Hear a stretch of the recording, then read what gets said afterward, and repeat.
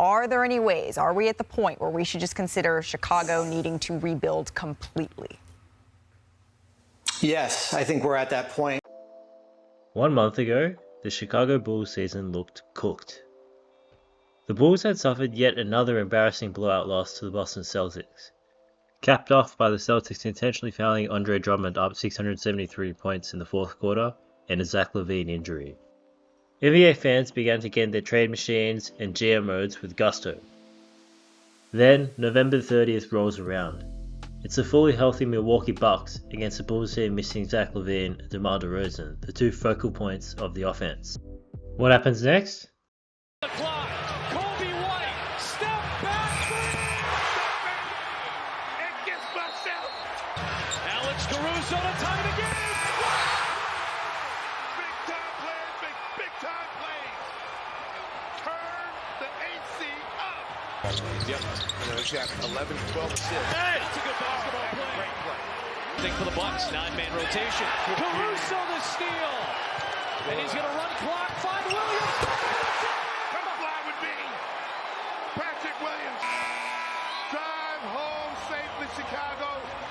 Against all odds, the Bulls beat the Bucks, and they went on to win the NBA championship in the greatest turnaround of the season ever.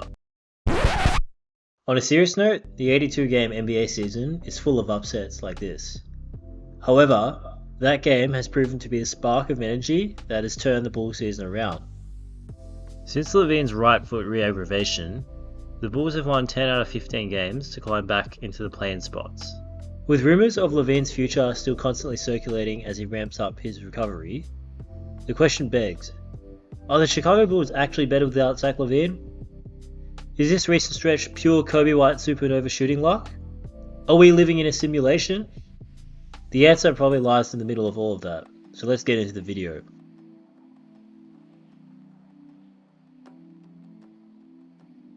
So, first of all, let's look at what's changed since Zach Lavine went down, beyond just the win-loss record. This table shows a variety of measures of the Bulls offense both pre and post Lavine injury. I have to add a disclaimer that none of these stats by themselves can assuredly indicate a good or bad offense. For example, a grenade 3-point attempt from above the break counts as a shot with no dribble, and that is absolutely bad offense. It's also key to note that the Bulls haven't suddenly gone from a bad offense to a great one. They've simply reached the middle of the pack. However, the overall trend in each of these proxy measures for offense, as well as the difference in offensive rating, in my opinion the most important of all of these stats, shows that the Bulls are passing the ball more, creating better shots, and generally playing better offense without Zach Lavine.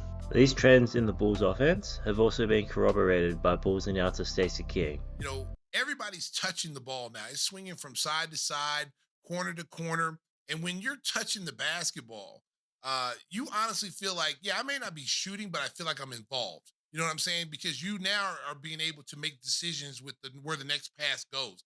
So you actually feel like you're involved. It's when you're sitting over in the corner and you're just standing there. Because, you know, early in the season, our ball movement, player movement, there was none of that. From watching the tape, I've noticed a couple of core differences with the Bulls offense without Zach Lavine.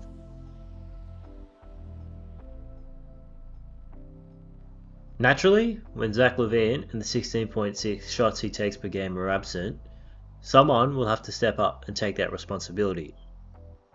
A good chunk of Lavine's shots have been absorbed by Coby White, who is shooting 17.7 shots a game with Lavine out to lead the Bulls, compared to 11.7 shots a game with Zach. Vucevic and DeMar's scoring volume has also slightly increased. However, in my opinion, it's the increased offensive responsibility of the so-called role players that has been notable. As this table shows, most of the Bulls role players have been more involved in the offense without Lavine.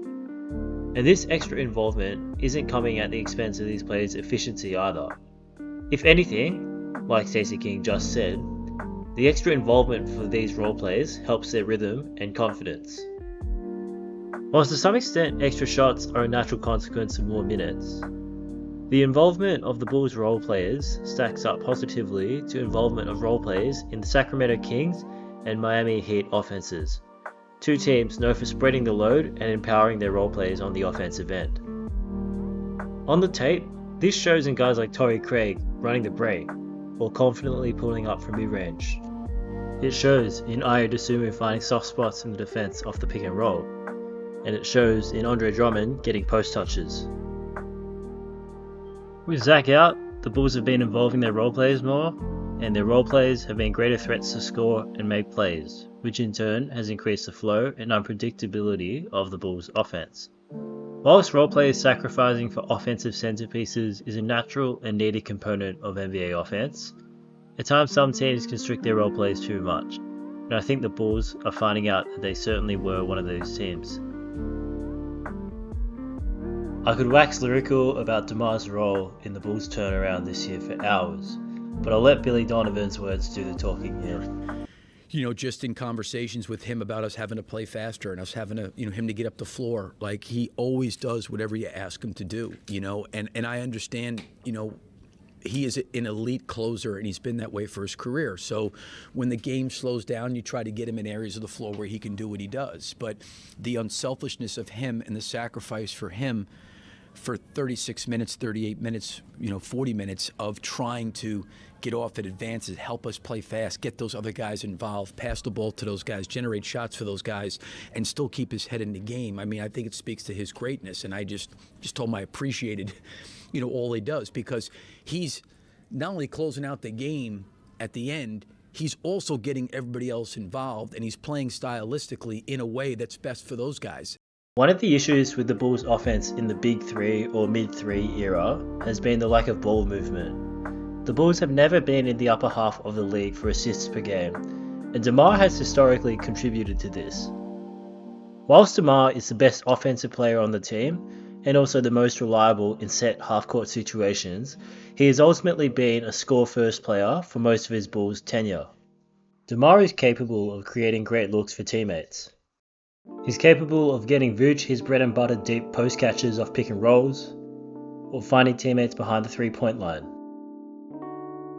However, his default read is to find space for a mid-range jumper. Take this play against the Celtics. DeMar has the option of either hitting Patrick Williams in the pocket, or Vooch in the corner. Instead, he takes a midi. Whilst this is a good shot for DeMar in a vacuum, this type of offensive process across 48 minutes can freeze out teammates, especially when his co-stars Vucevic and Lavine aren't playmaking either. Vooch has struggled to replicate his Orlando consistency in a Bulls uniform, with his 0.75 points per possession on post-ups this year being one of the lowest marks of his career. Hence, his scoring gravity and therefore playmaking are down from Orlando days, where he peaked at a solid but unspectacular 3.9 assists per game anyway. Meanwhile, Zach Lavine has always struggled to create for others effectively, with a career average of 3.9 assists per game on an assist to turnover ratio of 1.5. However, since Lavine has been out, DeMar has made a concerted effort to find his teammates when open. A lot of these plays don't involve any crazy passing vision, but they do require the intention of getting your teammates going. Most of these come in situations where DeMar himself could easily get his own shot off. Take this play against the Pacers, where he sees Neesmith slightly inattentive of Patrick Williams and just feeds the paw, who makes a play. Or how about this one against the Hawks, where he has space to pull up against Capella in the drop coverage, but lobs to Andre Drummond instead, who gets a nice paint bucket. In the age of the shoot-first combo guard playing at the 1, DeMar's decision-making and selflessness has been a breath of fresh air NBA-wide. This change in approach to the game offensively bears out in his numbers. He's averaging more assists, passes made, and potential assists than he was prior to the Lavine injury. It helps that he's not missing as many open mid-range jumpers short like he was to start the season, because some of these misses had me thinking DeMar was cooked. Since coming back in the Pelicans game, DeMar has shot 42.9% from mid-range on a league-leading 7.5 attempts per game. Whilst the efficiency still isn't great, it is a meaningful improvement on the 36.4% he shot from mid-range to start the season. Although he's had games struggling to create space as the primary ball handler, overall, he's back to looking like the king of the fourth quarter that Bulls fans have become acquainted with, except this time with more playmaking than ever. When Zach Lavine plays, the Bulls empower him to score, and then score some more. This reason is twofold. Firstly, Zach Lavine is a scoring champion level talent with his 3-level scoring and driving talent. But secondly, Lavine is the guy on the max contract who has made all-star teams. Thus, the Bulls do everything to maximize him on both ends. When Lavine tries to create for others, that nudges his impact. He simply isn't a great passer. A play like this summarizes Lavine's issues in pick and roll. Goga is high, leaving Vooch with space and an angle to roll straight to the rim unimpeded. However, Lavine doesn't process that Goga's positioning means Vooch is open on the roll. Whilst better playmakers take the extra dribble here and sling a pass around Goga to Vooch, Zach is forced to pass to the corner where Franz baits him and gets a steal. Here's another example. A clear downhill 2-on-1, but Lavine doesn't recognize this advantage and passes to DeMar along the perimeter instead. He just doesn't process reads to the roll in the pick and roll well. However, when Lavine looks to score in pick and roll, he looks like a superstar. Take a play like this. Brook Lopez, an all-defense level defender because of his rim protection primarily, is in a drop coverage. However, Lavine sees that, simply eats up the space and muscles him for a layup. Here, he makes similar light work of Giannis, who's not a bad rim protector either. This is otherworldly stuff for a 6'4 shooting guard, and Lavine makes it look easy. He's also got the complete pull-up package. All this is to say, Zach Lavine, explosive offensive player. However, he's not a creator, and his inability to create puts pressure on others lower down the pecking order, such as Coby White and Patrick Williams, to create shots for others themselves. That said, even if it's not the best for the team as a whole, the Bulls will let Lavine cook. That's not to say that Lavine is a losing player, but on a Bulls team lacking playmaking, his scoring isn't as impactful as it would be on a team like the Miami Heat, where Jimmy Butler, Bam Adebayo and Duncan Robinson handle the bulk of the playmaking. This is a dirty little secret of the NBA. Well, perhaps it's not as dirty and secret as I think it is. But anyway, teams often focus more on maximizing their star players, even if it comes at the expense of maximizing the team as a whole. LeBron. So, when Lavine is playing his score-first style, this trickles down the rest of the roster. Notably, it affects someone like Patrick Williams. When Lavine is in the game, a role player in the pause position would ideally alleviate Zach's lack of playmaking by driving to the rim and creating shots for others. Unfortunately, in the present moment, that is not the pause game. Whilst this is an area he has improved, he ultimately lacks the consistent burst and patience as a driver to beat guys off the dribble and create for others.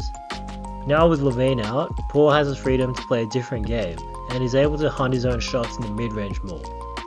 You can see the amount of space Patrick Williams creates getting to the mid-range off the catch. This is Aaron Nesmith, an outstanding defender who can't even get a hand up on this rip and stop on a dime move. This bump and stop on a dime midi is straight out of the Paul Pierce playbook. Much like Zach, Patrick Williams is a player who's a natural scorer and therefore plays his best when he's empowered to score. That said, as Paul's scoring and confidence increases, he started to round out his game. Part of this is also the increased movement in the Bulls offense, but the Paul is starting to take that extra dribble and drives more, or use his body to bump the defender off balance, and once he's gotten deep into the lane, he's making the right reads more consistently. Whilst this isn't directly caused by Zach's absence, it's not a complete coincidence that his offensive development has started to accelerate with Lavine out. The Patrick Williams of 3 months ago does not take Jarrett Allen, an elite isolation defender, off the dribble and create a good look for Vooch here. Nor does he make this time in pick and roll. And it's not all about ability, it's about how he's now empowered to make plays with the ball and how his confidence is higher than ever. The absence of Lavine has also indirectly helped Coby White. It's no secret that Coby's production has exploded since Lavine's injury. With Lavine healthy, Coby's game was limited to mostly catch and shoots. And even when he ran pick and roll, it would often be as a decoy to set up an off-ball action for Zach or DeMar. In the chance catch and shoot opportunities Coby was getting, he wasn't aggressive enough either, something Billy Donovan pointed out. Generate. Before, he seemed to be passing on a lot of those. Yes. Yes. I agree with that. He's got to take those. Yes, he has to be aggressive in those situations, and I think he's. Is that Yes. the way you see it? Yeah, I definitely see it that way. Yeah, the more he's playing against closeouts and being aggressive, either for himself or somebody else, is good. He doesn't, to your point, get it and just pass it. He needs to be attacking, and when he's had those moments, I think he's done a really good job. With Zach and his scoring absent, Coby has become ultra aggressive off the catch as Billy D desires. He's 13th in the league in 3-pointers made, shooting a scorching 39.1% or more than 7 attempts from behind the arc each game. Feels like his range is limitless, taking and making multiple threes from damn near the logo this year. However, it's not just catch and shoots where Coby has developed. He's also getting more on-ball touches than ever. By no means was Zach Lavine holding back a sleeping giant pick-and-roll monster. However, Coby is seeing coverages and defenders that are going to push his development over time, and Coby is starting to slowly rise to the challenge against these better defenders. Take this ISO on D'Anthony Melton, a rock-solid defender who pressures offensive players' handles. Coby being able to keep his dribble alive against him and score is testament to both his grind, but also a testament to the Bulls' empowering of him with Lavine out. The cojones to drive on Jimmy Butler here in the clutch aren't bad either. At time of recording, Coby is 3rd in the league in 4th quarter scoring across December, and whilst I'm not sure he's a future All-NBA guard, it feels like there's more upside to unlock with Coby in his current role. So, obviously reports have circulated that the Bulls are shopping Lavine, which makes sense. However, for all of the development that I've talked about, the Bulls' offense is still realistically average. Furthermore, Zach is on a huge contract, and whilst the Bulls in my opinion should take unders to trade Zach, I understand not wanting to trade a star, a consummate professional, and almost a homegrown player like him for a bag of chips. Furthermore, you could sell yourself on Lavine coming in and becoming a part of the current Bulls ecosystem and playing his best ball yet, especially if your name is Arturas Karnisovas. Sorry for butchering your name, AK. But, to be fair, and certainly in theory, Lavine playing off closeouts sounds fantastic. He's an elite shooter, elite slasher off the catch, and it's always fun to watch Zach Pinoy step or throw his weight around in the paint. However, if you plan on bringing Zach back into the fold, I think he has to come off the bench, and he needs to buy into playing more of an off-ball role. The Bulls have struggled with player development for years, and it would be silly to impede the progress of Coby and Paw when they're playing the best hoop of their lives. Lavine hasn't always embodied the selfless ball movement style that the Bulls have played recently either. And whilst you could logically argue that DeMar has a ticking window to compete, I would argue that there really isn't much of a window to maximize here anyway. DeMar is very good, but this roster just doesn't have enough juice, at least as currently constructed around DeMar, Zach, and Vooch. The Bulls need to look long term, and preserving the current infrastructure centered around DeMar, Coby, and Patrick is the best way of doing that right now. I want to finish the video by emphasizing that despite some of the tweets the account at JBBHoops on Twitter have come out with the last year or so, I don't believe that Lavine and the Bulls is a Ewing theory situation. Those offensive ratings I showed earlier of the non-Lavine Bulls are in line or inferior to numbers posted by the Bulls in the DeMar, Zach, and Vooch era. Me believing that the Bulls should ultimately trade Zach is more about the Bulls prioritizing their long-term development. And if Zach is to be traded, I really hope it's to a team like Miami or New York, where in my opinion, he would help those teams immensely in the playoffs.